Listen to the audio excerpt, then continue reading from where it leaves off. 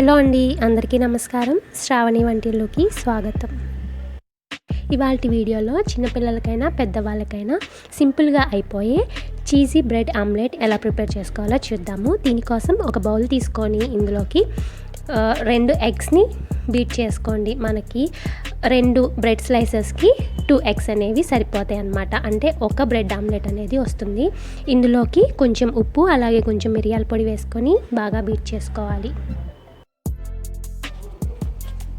ఇందులోనే ఒక పావు కప్పు సన్నగా కట్ చేసుకొని ఉల్లిపాయ ముక్కలు వేసుకోండి. అలాగే ఒక పావు కప్పు క్యాప్సికమ్ ముక్కలు, 2 స్పూన్ల స్వీట్ కార్న్ కూడా వేసేసుకొని బాగా ఒకసారి బీట్ చేసుకోండి.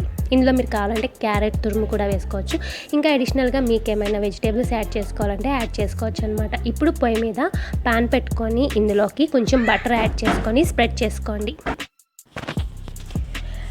దీని మీద ఒక బ్రెడ్ స్లైస్ పెట్టేసుకొని దానిపైన చీజ్ క్యూబ్స్ని పెట్టేసుకోండి.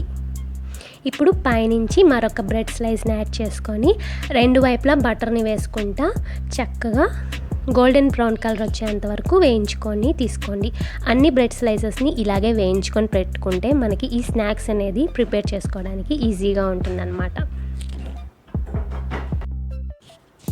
సో ఇలాగే అన్ని బ్రెడ్ స్లైసెస్ని వేయించేసుకొని పక్కన పెట్టేసుకోండి.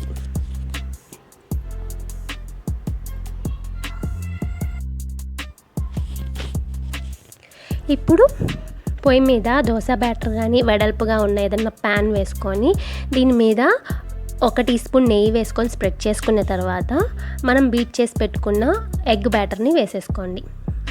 వేసుకున్న తర్వాత స్పూన్తో ఇలా పల్చగా స్ప్రెడ్ చేసుకొని రోస్ట్ చేసి పెట్టుకున్న బ్రెడ్ పీసెస్ని పెట్టేసుకోండి.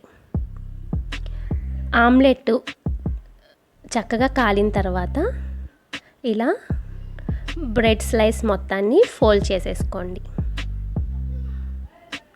ఇది ఒకటి తింటే పొట్ట నిండిపోతుందండి. ఎవరికైనా పిల్లలకైనా పెద్దవాళ్ళైనా ఇష్టంగా తింటారు. చాలా సింపుల్. ఇలా 2 వైపులా బాగా కాలిన తర్వాత సర్వ్ చేసేసుకోండి.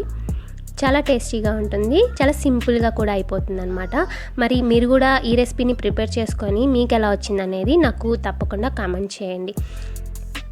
మీకు కనుక ఈ రెసిపీ నచ్చినట్టయితే లైక్ చేయండి, షేర్ చేయండి.